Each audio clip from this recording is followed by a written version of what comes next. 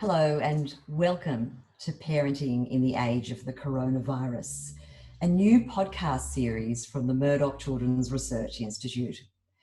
I'm Professor Sharon Goldfeld and I'm delighted to join everybody here today. One of the exciting things I'm getting to do is talk to you and joined with some experts and colleagues from the Murdoch Children's Research Institute. I'm joined by Professor George Patton and Dr. Lisa Mundy, and I'll tell you a little bit more about them in just a moment. I want to tell you a little bit about the podcast series, for which we've already had 3 in the series, trying to talk about some of the challenges that parents are experiencing during the time of the coronavirus, and really to help parents support children and young people in their learning and their development and really kind of thriving throughout the pandemic. Before I start, MCRI would like to acknowledge the traditional custodians of the land on which we are located, and we pay our respects to the elders, past, present, and emerging. So the topic for today's podcast is transitioning back to school and life for adolescents. We've recently had a podcast talking about life for adolescents in lockdown, and I guess now is the transition of thinking about adolescents in returning to school. So I'm joined by Dr. Lisa Mundy, who is a developmental psychologist and research fellow based at the Centre for Adolescent Health within the Murdoch Children's Research Institute, and Professor George Patton, a medically qualified epidemiologist with a clinical background in child and adolescent psychiatry, and whose research is also based at the Centre for Adolescent Health. I'm delighted to have them join me today, and I'm sure you'll be delighted with what they have to say. So I welcome you both. Thanks, Sharon. Hi, Sharon. So let me just start with where we've been over the last couple of months. So we've seen enormous changes to workplaces, our schooling, and our home life as a result of COVID-19. And as you know, in previous podcasts, we've talked about those impacts on adolescents. But Lisa, building from those earlier discussions, what can you tell us about the key issues that adolescents have had to deal with during the pandemic, particularly related to the school environment, from where they've been and now where they're heading to, and what do you think might have changed for them in the last few months?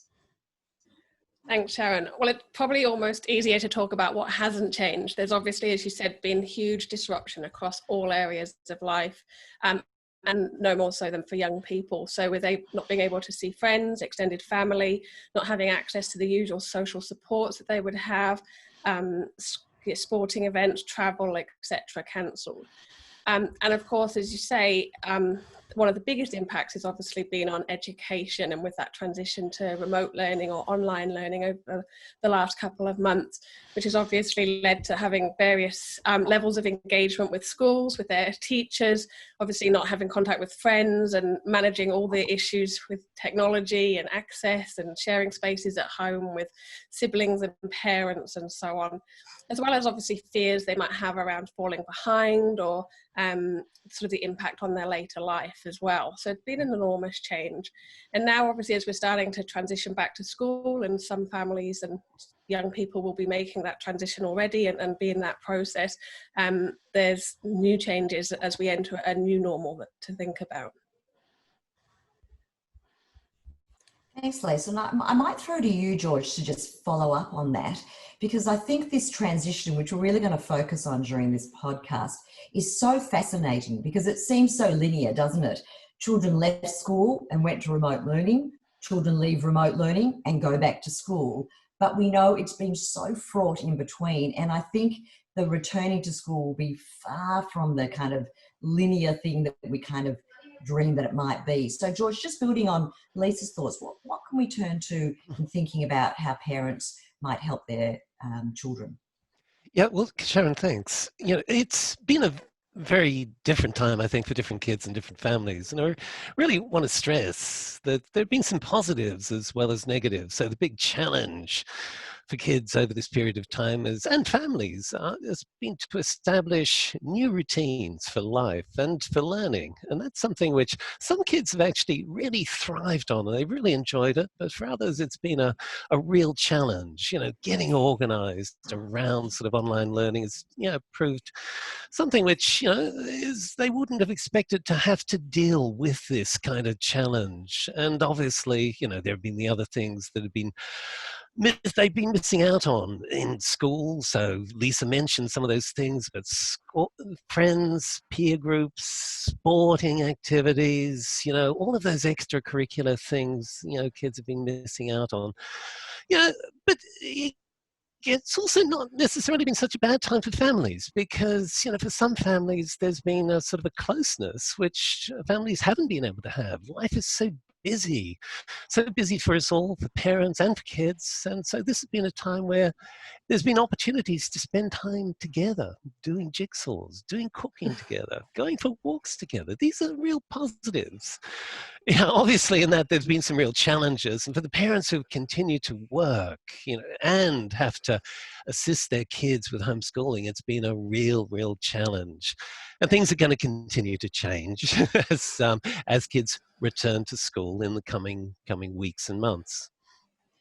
And I wonder if I might throw back to you, Lisa, to just think about what tips could we give parents? So I think we're kind of going into the great unknown here in terms of en masse, all the kids went off campus and off school to home, and kind of en masse, they're all coming back to school. And in some states and territories, that's happening in different orders.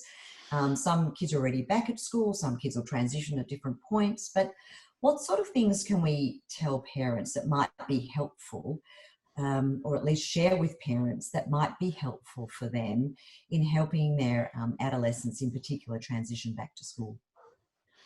Yeah, thanks, Sharon. As you say, obviously some families are going through this transition at the moment or preparing to make the transition or have made the transition. And we know that these transitions back to school, whether it be into a new school year or even just transitioning back to school after the holidays is always the big, or brings challenges and but also new opportunities for young people. But there's typically a level of worry or concern that usually settles down once the kids and young people are back in school. Of course, this transition following lockdown, it is different again. And in a sense, we've kind of got into a relative sense of stability and calm. And now we're kind of moving back into this, what comes next, and a kind of relative unknown again. There's probably kind of three groups of students and young people to be thinking about at this time. There's probably those students who are actually really looking forward to going back to school. So they might have really enjoyed school before and are keen to get back to that environment. They might have been struggling with the demands of being at home and things around that. And so they're kind of really looking forward to getting back to school. There's probably also those kids and young people who are probably a bit more anxious about going back, and maybe the school environment wasn't such a positive time for them prior to lockdown, and perhaps they were sort of struggling with the demands of learning or being bullied, and so actually this chance to be at home has kind of provided some opportunities for them, or as George said earlier, in terms of that increased connection with families. And there's probably some kids who are in the middle of that as well. And I'm sure it's the same for parents as well, with some looking forward to the kids returning and others a bit more unsure about what comes next. So I guess, from looking at other countries who have made this transition back to school, we kind of know that there will be an adjustment phase, and as kids kind of settle into this new routine and understanding the new rules of what this new life back at school will be, but that most students are going to adapt pretty quickly. So in terms of kind of specific tips for parents, I think that acknowledging that these transitions are challenging, but they're also an exciting time, an opportunity to reset, and an opportunity for growth. As always, talking with your child or making sure that they have someone that they can talk to, providing reassurance. I guess the one thing is that we're all in this together. Pretty much everyone is going through this at the same time. So reassuring your child about that is really important. I think another sort of opportunity in this this situation has been around the kind of parental involvement in education. So we know that that's really important in terms of kind of later outcomes for children in terms of learning and well-being. And there's probably never been a time where parents have been more engaged in what's happening for their child. So I think to try and continue that as we make this move back to school as well as thinking about kind of practical steps. There's probably going to have to be a bit more self-sufficiency in terms of not being able to share things in the same way. So making sure that your kids have got their food, drink bottles, stationery, those sorts of things, and starting to settle back into that new routine. I know from personal experience and talking to friends that we've slipped into that routine of a bit later to bed, bit later waking up. So starting to get those routines back on board as well. And I wonder, George, I wonder if I might ask you this question. So I guess a 13-year-old going back to school is a bit different to a 17-year-old going back to school, and the way parents might think about how they might support their child and their adolescent, I guess, in doing that. And I know that there's some really interesting challenges around how either of those age groups might be socialising with people. I wonder what, in terms of some of the really specific tactics around those kind of different ages across adolescence. I mean, sometimes we say adolescence as if a 12, 13-year-old and a 17-year-old are kind of the same thing, but one's just a bit older. But we know that that sort of growth period is so important developmentally. And I wonder, George, if you might talk a little bit more about some of the things to think about for the younger adolescents as opposed to the older adolescents. Yeah, thanks, Sharon. Look, it's going to be a challenging time for all students, as well as their teachers, as well as their parents as well, this transition back. And it's going to be a new normal that all adolescents are going to be going back into, because schools are not going to be the same. They're going to be changed, and they're going to be sort of new routines and new processes. There's going to be a lot of emphasis in schools on things like hand washing and hand sanitizer, physical distancing in a way that sort of wasn't the case in the past. Some schools are going to do things differently, not only in the classroom in terms of physical distancing, but some schools will probably stay with some degree of online learning as well. So it's not going to be necessarily sort of a complete transition back to the way in which things were before. Probably not for quite some time. And that's going to affect sort of all adolescents in the school setting. We don't know how this is going to play out in some ways, because we're likely sort of to have some outbreaks again in the future where parts of schools, maybe year levels, maybe a whole school will be closed down for a period of time. So these are all things that students and families, are going to have to, and teachers are going to have to be dealing with, but it is going to be different. So for the younger adolescent, they probably just made the transition through to secondary school. And that's a big transition. That's always been a big transition in the life of any adolescent or child. Everything changes. So peer groups change, and you establish a new peer group at this time. And that's all going to have been disrupted for the younger adolescents who really aren't going to have had some of those opportunities. The schools often put in place, for example, school camps, big thing in year 7, getting to know who the other students are. That's not going to have happened. Getting to know the routine of secondary schools, it's very different. You're relating to a lot of teachers in secondary school, and it's very different to primary school. So you haven't necessarily got to know the teachers and the routines of secondary school. Style of teaching is different. All of these things change, and these kids, unfortunately, have not had a chance to learn what it's like to be in the big school. Now, year 11 and 12, that's a big year, and it's a big challenging year, sort of the best of times. But for this VCE group, it's been particularly challenging with this disruption. It's not what you want to happen, what you want to have happen in your year 11 or 12. And so a different set of challenges here. Now, I think there's been some recognition here by the education authorities. So VC exams, for example, have been postponed at least until December. The GAT assessment has also been postponed. And for those thinking about universities, the university entrance, that whole process has been postponed into next year.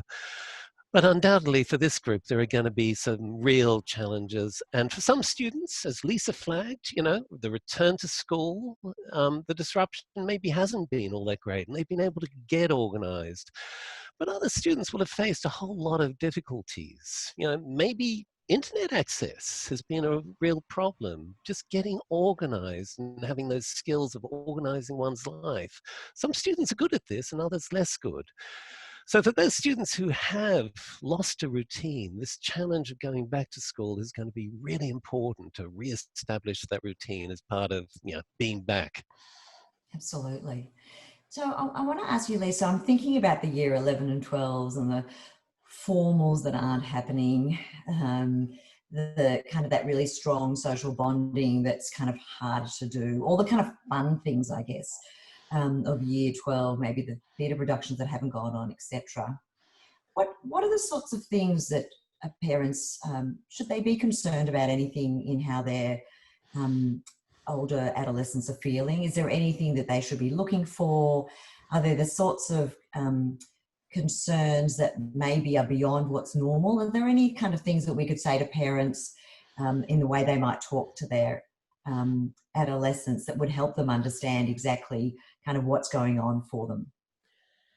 Yeah, and I think it's really important to be thinking about that. And it's obviously understandable that parents are going to be concerned about kind of the impact that this is having on their sort of older adolescents and as they're kind of making this transition post-secondary school and the impact that it might be having across, as you say, not just the education impacts, but also the sort of social aspects that are so important to these year groups as well.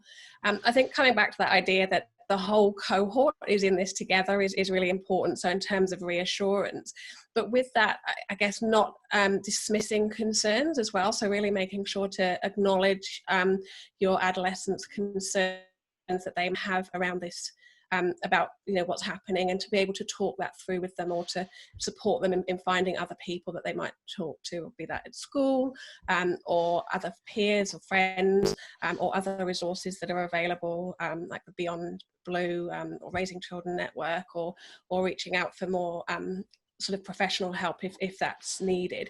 So I think it's important as well to be aware of kind of concerns that might, or changes that might signal that your adolescent has concerns above that kind of normal level of concern that I guess everyone's probably going to have. So for example, if they're really concerned about going back to school and really sort of showing pushback around that, or having trouble sleeping, those sorts of things is when you might be thinking about sort of trying to support them further and accessing extra support.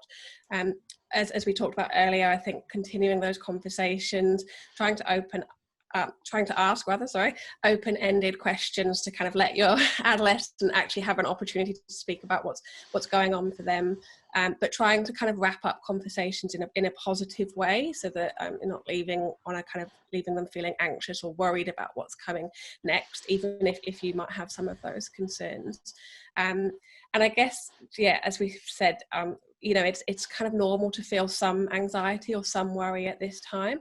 There's obviously strategies that we can do around kind of managing that in terms of breathing exercises, mindfulness, reaching out to talk to friends and peers, and so on. And I think as well, just, you know, that kind of coming back to breaking things down into smaller goals, sort of don't think about the entire impact on your whole life right now, but taking it just kind of one day at a time. And we don't know, there's a lot of uncertainty. So to start kind of to kind of, yeah, take that step back and to focus on what we can do in the here and now as well.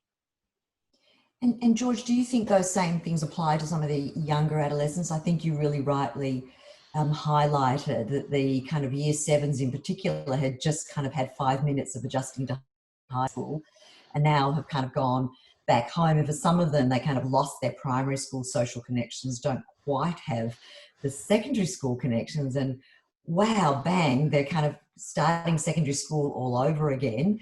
I think our listeners would be really interested in hearing some points from you, George, on the sorts of things that they might be able to do to help their children, but also some things they might need to look out for if there's any concerns.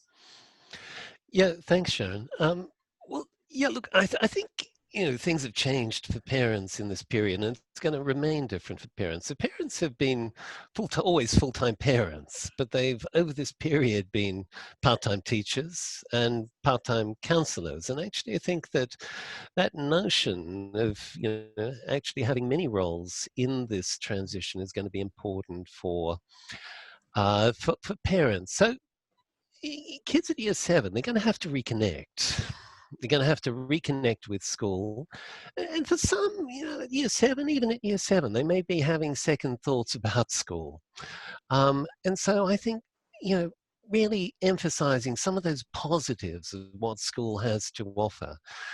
There may be the connection with friends. It may be the opportunities around sport and other activities. It may be the joy of learning for some kids. These are going to be really important for kids to connect with. It's also a really important time of acquiring some skills. Big schools are different and they challenge kids in different ways to primary school. So you have to become more independent and organized. And that's an important task that kids mostly accomplish very well during year 7 and year 8 and this transition to secondary school. But that'll become really important because it'll be a new routine, it'll be a different routine, but that's something that parents would want to be focusing on with their young person. I think the social and emotional skills. So big schools are different culture, different kinds of interactions. You're dealing with many teachers. You're also dealing with many more other kids. And so that sort of focus on sort of how kids negotiate sort of the peer group, I think becomes really important, and something where parents have a really important role in thinking that through. You've had as a parent during this time opportunities. I mentioned before, time cooking, going out for a walk, the shops are now open, going shopping. These are all terrific opportunities for having a conversation with your young person. George, I wonder from that, you started talking about some of the issues that schools might need to think about in bringing children and the adolescents back. Just tell us a little bit more. I know you've been doing a lot of thinking about the sorts of changes that schools might need to make. Can you just share with us some of those things? And I guess a sense of how you think those sorts of changes might impact on adolescents as they're returning, because you sort of mentioned it earlier, this kind of new normal, but maybe give us a little bit more detail so that both parents and adolescents have a sense of what might be coming up for them. Yeah, look, it's probably going to be different for different schools as to how they approach it, but there will be much more emphasis on what we've called here social distancing, but really it's physical distancing. So there will be attempts to reorganize classrooms to allow greater space between students. That's certainly going to apply to other activities that might normally happen within schools, some sporting activities as kids are able to return to that. There'll be sort of new routines around that. Mentioned before that, there's going to be a big emphasis on hand washing and use of hand sanitizers in a way that we haven't, and probably it'll be sort of maybe even soap, George. Yes, absolutely. But even people will begin to use new terms, like people will begin to talk about the T-zone or the transmission zones, and so this is about sort of not touching your mouth, your nose, your eyes, and learning new habits, and they're going to be new habits in terms of interaction with peers. So that's going to be challenging. It's going to be particularly challenging for the younger students in primary school, but even the younger secondary school students to actually learn to interact with your peers in a different kind of way. Now, the risk with all of that is that it sort of damps down sort of that kind of engagement with peers, which is so important for the social and emotional development of every young person. So schools are going to need to be creative about how they ensure that it's not all just about control and risk, sort of diminishing the risk of transmission of COVID-19, but it's also about sort of ensuring that they focus also on the positives, because these are going to be a little more tricky to achieve, but so important for kids in school. And I wonder, because I think this kind of new normal is going to go on for a little bit of time now. That's kind of our reality, certainly for 2020, which is the year that we wish we could turn on and off. But going forward, Lisa, what do you think might be the long-term impacts of a year like this on the social and emotional development of adolescents? Yeah, it's a good question. And obviously, compared with other parts of the world, Australia has done pretty well in terms of managing the outbreak. And so in terms of those initial sort of health concerns that we might have had, they're obviously somewhat mitigated. But obviously there's going to be kind of longer term economic impacts, and that, as we've talked about, there's the disruption to education, and all of these are obviously going to impact well-being of our young people and adults and children as well. So I think it's natural to be concerned about what this impact might be having on our young people and in terms of their well-being. There's lots that we don't know, as you said, and there's lots of changes, but they're not all going to be negative. And I think that's a really important thing to be focusing on. And there's likely to be changes that will come about, into the world of work that we're already seeing in terms of more flexibility, a greater understanding of that need between work-life balance. And so those things are likely to have a positive impact on this generation of young people as they make that transition.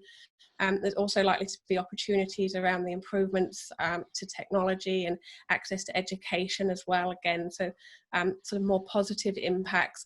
And I guess in terms of that sort of social and emotional well-being, that this is obviously developed skills in resilience and coping with change and adaptability in a way that we could have never imagined. We've obviously not faced a pandemic before. And so these are going to be, and obviously, we're all coping with those in different ways, but developing these skills and this ability to adapt in this way will be really important lifelong skills for young people. And I guess another kind of real positive, I think, that has probably come out of this for young people as well, is just being able to see what happens when we all come together around a kind of a shared goal. So, when the political divides drop down and when the politicians are working with the scientists and doctors, nurses, communities, schools, industries, and the change that we can actually have and that kind of impact for good. And I think that's a really powerful message for young people. And obviously we've seen some of that around climate change in recent years. But I think this idea that nothing's impossible, and if we kind of unite around that kind of really unite around a kind of common goal, I think that's an important message as well for our young people as well, and in terms of sort of supporting them as they're moving forward. Yeah, thanks for that, Lisa. And I think, George, I'll be interested in your views on this as well, because I think there is this very challenging kind of balance, isn't there, between the kind of doom and gloom of this kind of tsunami of mental health coming our way, and this kind of idea that, maybe there are some resiliences, maybe we'll learn much more about how to be kind to our planet and each other. What do you think, George, in terms of the kind of longer term impacts of this, of COVID of 2020? Yeah, look, it's a really important question, Sharon. Look, I don't think we know yet. I don't think anybody really knows. And we know that things are going to be different.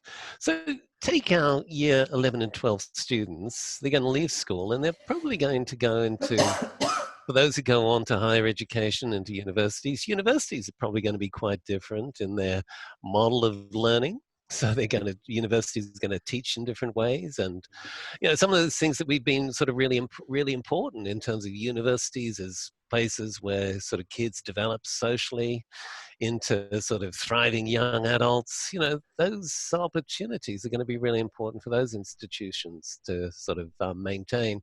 But work is going to change as well.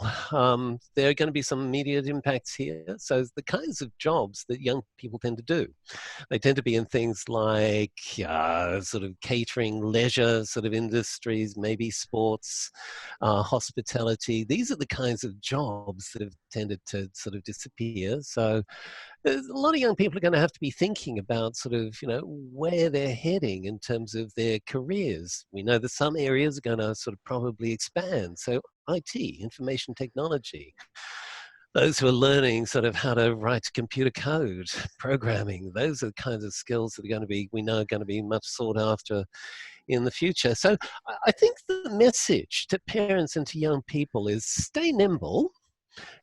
Sort of look at how sort of things are changing and talk about it. Don't underestimate the capacity of young people as well to be incredibly creative about the solutions they find. And I think that's one of the tasks, I think, for parents and teachers, educators generally, is to sort of ensure that we allow young people to be creative and find their own solutions. And Lisa's already talked about some of the things that are potential positives, and I think there are enormous potential positives. People have been talking a lot about sort of transport and how we get around, and young people sort of move around in very different ways to sort of adults, but sort of the growth of active transport.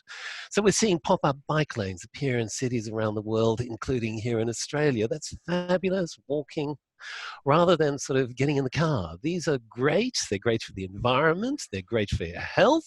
And they're the kinds of things that we really should be encouraging. And I think working with young people to come up with creative solutions to how we live in this new normal, I think the world could actually be a better place for it. They're really uplifting ideas, George. So I thank you for sharing those. I think a lot of people are going, yeah. But I want to end on a slightly controversial note for the two of you, and whichever one wants to go first, and bring up this idea that's been going around for quite a few years now, which is this an opportunity for us to relook at this idea of adolescents starting school later? The proverbial sleep in and start school at 10 o'clock that aligns with the adolescent body clock. And really, is this an opportunity to start thinking about that? Either of you, whoever wants to go first. So I'll kick off, and I'm sure George will chip in. But yeah, I think, as you say, Sharon, we know that puberty brings with it these biological changes to our adolescents in terms of the need to go to sleep later and then subsequently to sleep in later, and that sleep's so important for all aspects of life, from in terms of being overweight, well-being, academic performance, kind of pretty much you name it. We know that sleep impacts. So yeah, and obviously in terms of having to get up to go to school, that's one of the main reasons that will impact on adolescents not getting enough sleep during school term time. So I think it is obviously, and as we've talked about, the schools are changing, the staggered start times and so on. So it does sort of provide an opportunity to really think about that. And I guess where we used to think that things were impossible, I think what COVID has shown us is that nothing's impossible. So I think that this is a good time to be having that discussion. And I think, George, you get the last word. Look, Lisa's already said it. Look, sleep is hugely important. It's hugely important for learning, for your health, for your emotional well-being. And we know the kids are not getting enough of it. And as Lisa described, there's actually a double whammy the kids are facing in terms of sleep. So there's what happens as you get older and sort of go through puberty. You actually biologically go to sleep later and you wake up later. And that's a biological thing. All kids kind of have that. But it's compounded by screen time and exposure to what we call blue light, which again sort of delays the going to sleep time for all kids who are using sort of, whether it be their iPhones or their laptops or their computers sort of late into the evening. So, what we've got here is we've got sort of a double whammy that this generation is facing. And there's probably not a simple solution, is what I probably want to say. That, there's a whole lot of things. So limiting screen time. For those close your door, please. For those who are sort of using computers late into the night, this would be the year 11 and year 12 group, download a program like Flux, which actually diminishes the blue light, so you're not kept up by being on your computer. And sort of within that mix, you need to sort of make sure you have a good routine, particularly around physical activity, which is really important for sleep. And within that, possibly delaying sort of school start times is a really important role as well. Well, thanks for that. Thanks actually to both of you. That was a really interesting and useful conversation. And I'm very grateful to both of you for making time for joining me today. I'd also like to thank Medibank for their support, because they're actually making this podcast series possible. Now, it may be that a number of you out there have got some tips and tricks for any of us to share and a question for our guests. So please let us know at podcasts at mcri.edu.au. And if you'd like any further information about the issues we've discussed today, please try visiting the Raising Children Network on raisingchildren.net.au and have a look at all the links, both to our shows and the show notes, but also a whole range of other really useful material. Of course, if you found today helpful, please let your friends and family know and share it around with them. And if possible, please leave us a rating. We're going to be back with you again soon on an episode talking about transitioning back to school and life for primary school age children, which comes with its own challenges and again, its own benefits. Now, please don't hesitate to seek the support you need. There are lots of helpful contacts like the Raising Children Network, Beyond Blue, Headspace, Origin, or Kids Helpline. And these can provide a lot of additional support if you need it.